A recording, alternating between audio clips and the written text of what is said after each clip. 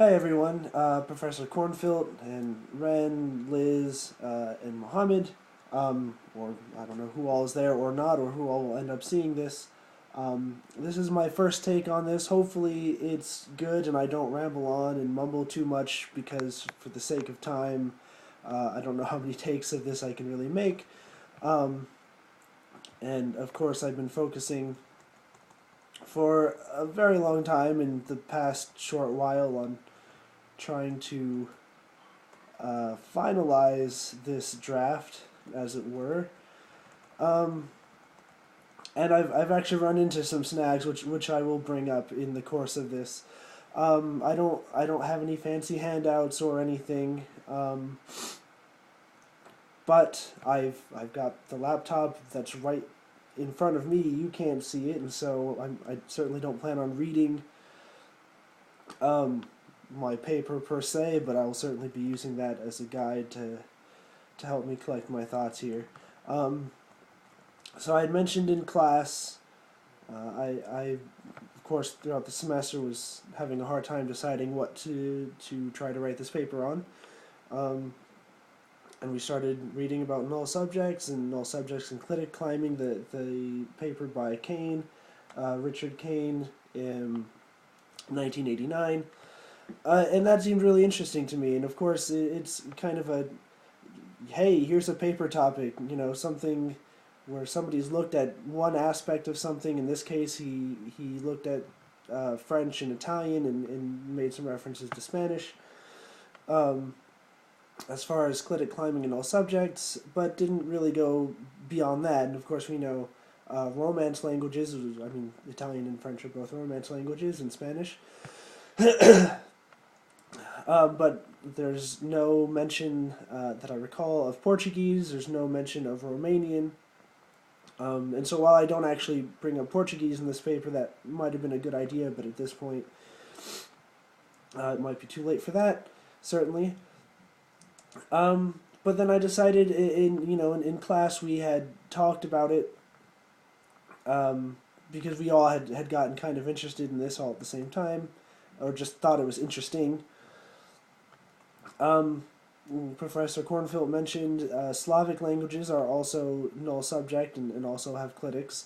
And so I decided to also try to apply um, the analysis that Kane came up with to Slavic languages as well, if possible. Excuse me. So this article that we read for class, I'm looking that the article's right there. That's what I was looking at. By Richard Kane, null subjects and clitic climbing. So he makes this correlation. Actually, he mentions how in a previous work he had made a correlation between null subjects and the ability for clitics to climb from their base position. Specifically, that in languages like Italian and Spanish, the clitics can climb from their base position, which it doesn't actually say, but I can only assume is the very position it would be in if it were a full lexical item. That is then cliticized, if that's a verb, um, and then it can move up to attach to either left of the V head or left of I, of the inflectional. I happen to always use tense, but for the sake of this paper, since all the articles I've read have used I use I. I might accidentally switch between the two in this presentation. But um, so he compares it to French. French is not a null subject language, and in French, the clitic can't raise all the way up to left of I when it's in a clause with an infinitival verb.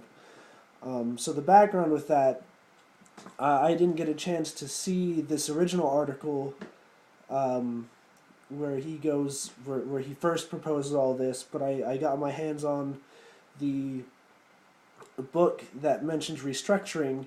It's Rietz's 19 oh goodness, what is it? 1982, Issues in Italian Syntax, or something to that effect. I've got it right here. There it is. Issues in Italian Syntax, in which he is focusing on Italian, and comes up with this restructuring rule. I forget if it's Rizzi or if it's Kane that had mentioned all these different people that had come up with different analyses, different theories behind how clitic movement works, and Keynes was one of the most prominent, and it was this restructuring rule, and what that is in these, right? So in French and Italian and Spanish, the Romance languages in general, it's common for in a tense sorry, in a tense clause, lost my train of thought. That in a tense clause, excuse me, the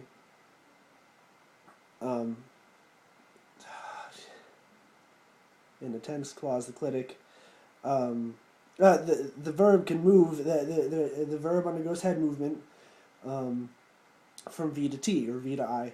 And this is something we looked at in the spring. There's the French example, je mange les pommes, I eat the apples, but we can see that when we add an adverb in there, je mange souvent, I don't remember if that's often or how to pronounce it, but je mange souvent les pommes. I don't actually remember if I'm getting the sentence right, but the point is, we can tell that the V is raising to T based on the position of the fact that the adverb is coming between the verb and the object of the verb, which otherwise couldn't happen unless V raises to T. So this is common in Romance languages. But in infinitival clauses, the V's can't raise to T. At least it says in French he can't. Anyway, the point is, so he brings up this notion of barriers by Chomsky, 1980, 1984. I don't know how much detail into all this. I really should have gone to the paper, but I mean, I didn't know a lot of it, and I went and looked up a bunch of it, so I understood what he was talking about before I went on. And so he talks about L marking, which we never really talked about in class. But yeah, for an item to be able to move, an item could be really anything. In this case, it would be a clitic. For an item to move, it can't move past any barriers. And a maximal projection is a barrier if it is not otherwise L marked, which is lexically marked. And to be lexically marked, I've got the formal here somewhere. Alpha L marks beta if and only if alpha is a lexical category that theta governs B. So the thing that would be L marking the barrier category, the blocking category, sorry, is would have to be a maximal projection, or sorry. It would have to be something that provides a theta role to the barrier. And this would be, in this case, this would be the inflectional phrase. So anyway, back to Kane. So he argues, I'm sorry, I kind of skipped over Rizzi. So Rizzi came up with the restructuring rule where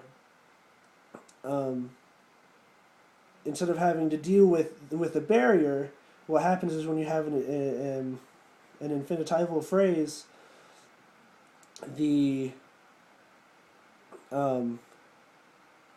the tense verb in the matrix clause and the infinitival verb end up kind of forming, instead of being, part of two different clauses, they actually end up forming together to be one complex verb phrase, but it makes the whole sentence, both clauses, into one sentence, and this makes it so that the clitic can move, and I mean, there's no barrier, it's just moving within its own maximal projection. Well, so Kane doesn't like that so much. He thinks he can figure this out without dealing with this restructuring. I've gone on a lot of time already in just the introduction. But it's most of what I've got.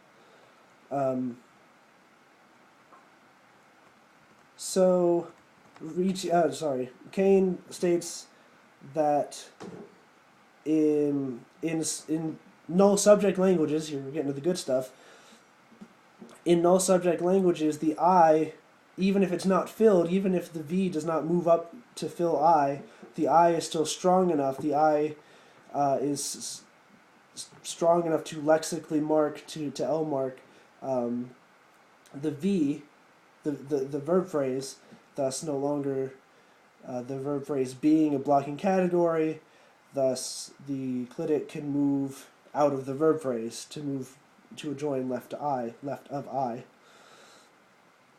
And the reason that it's strong enough to L mark is, I think I didn't have time to scour the book to really find this for sure, but that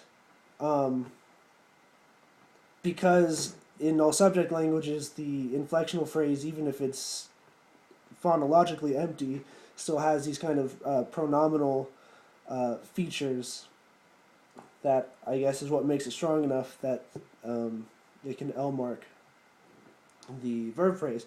Whereas French doesn't have that because French is not an all subject language, and if the V doesn't move up to I, which it wouldn't if it's an infinitival verb, then nothing can L mark that verb phrase, and so that's why in French the clitics can't raise past left of V. So Kane says in Romance there's two options. If the clitic moves, it can move to left of V or left of I. And so I was going to apply that to Romanian, which mainly because I happen to have a friend who spent 2 years in Romanian and for all intents and purposes is fluent. I also found a decent number of books on Romanian to also help me out. And I wanted to go with Slavic. As it turns out, Slavic is an interesting case, and this is kind of where I'm at the snag in my paper. I don't know exactly what direction to go. I actually had about 4 different Slavic languages I was going to look at. I learned that one doesn't really have clitics. It just has strong pronouns that otherwise look like clitics if you didn't know any better. That's Russian. I was going to do Polish, but the word order is so free, and they're considered pronominal clitics, but they're kind of halfway between being clitics and being regular strong pronouns. So I've got Bulgarian and the Serbo-Croatian, or I think there's about 5 different ways to name that language. I have acquaintances that speak both, and I've got various books on clitics in those languages. Now the difference between that and Romance is Russian, Slavic languages actually have a lot of different clitics. I mean, the Romance kind of have a few too, but the main ones are the pronominal clitics. Whereas in Slavic they have a whole range of them that do a lot of various things. The other snag is it's not, and of course I didn't know this going in, and that's where the research came up, but of course at this point in the game, so clitics in Slavic languages are pretty much always second position. I mean, no matter what else is going on in the sentence, they're second position. Now that can mean one of two things. Second position can mean it's the second phonological thing to happen in an utterance, in a clause, Or it can actually mean there'll be some constituent, some phrase, and then the clitic will be in the second position in terms of that. It can actually be either one of those things. Not throughout all Slavic languages. Some it's always one or the other.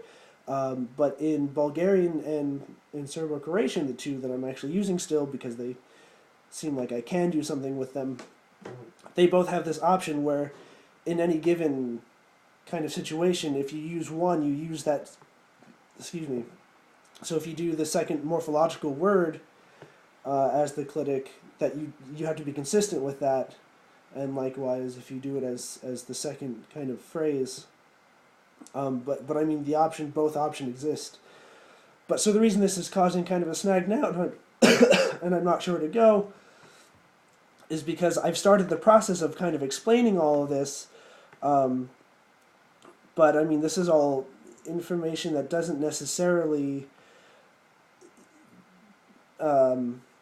support or not support Kane's ideas. I'm going to try to bring it all back after I describe kind of how it works in these languages. But I mentioned near the end of what I've got so far, which is a decent amount. I mean, it's not like let's see. So, I say, it seems in terms of Slavic languages, the work done on clitics is incompatible with the work Kane has done in the sense that from a syntactic standpoint, and I am reading some of my paper now, either because no one has tried to look at Slavic clitics with the same eyes that Kane has looked at Romance clitics with, or because it is an assumption based on other research in the works that I haven't seen, that the syntax of clitics in Slavic languages is inherently different from Romance languages in such a way that a meaningful comparison simply can't be made. So I'm still going into the process of explaining kind of how clitics work. It's always second position, and I mean I could try to say, well, it still starts in some base position, and it still has to have any barriers L marked so that the clitic can move out of the verb phrase to achieve second position, whatever that means. But the problem with that is it seems like that's just not how it works in Slavic languages. That either A, they are base generated in positions wildly different than they would be in Romance languages, maybe not wildly different, but different enough. Or B, I don't. It just doesn't, seem to work the same way, and I can't really make a meaningful comparison. Maybe I can, and I just haven't figured it out yet. But it doesn't look that promising. And of course, at this point, I can still work on Romanian. I haven't. I have, but not as much as trying to figure out Slavic, since that's 2 out of the 3 languages I was looking at. And if I drop those, my paper all of a sudden becomes decently short. But I mean, that's what I have so far. It's a lot of the background information, which I think is really relevant in something like this. I do, and I have it in there still, even though it ends up not being relevant. Maybe not being relevant. I try to do kind of my own elicitation of data to test to see if any of these 3 languages, if the verbs raise into the inflectional phrase through head-to-head movement, using the sentence, John eats cookies quickly and John wants to eat cookies quickly. Well, that didn't turn out to actually be an effective diagnostic for any of these 3 languages. Even if they do raise, you can't tell from looking at the structure based off of those sentences. If there's any other diagnostic to really check for that, I'm not aware of what it is. But I would go ahead and take a look at the 3 languages anyway.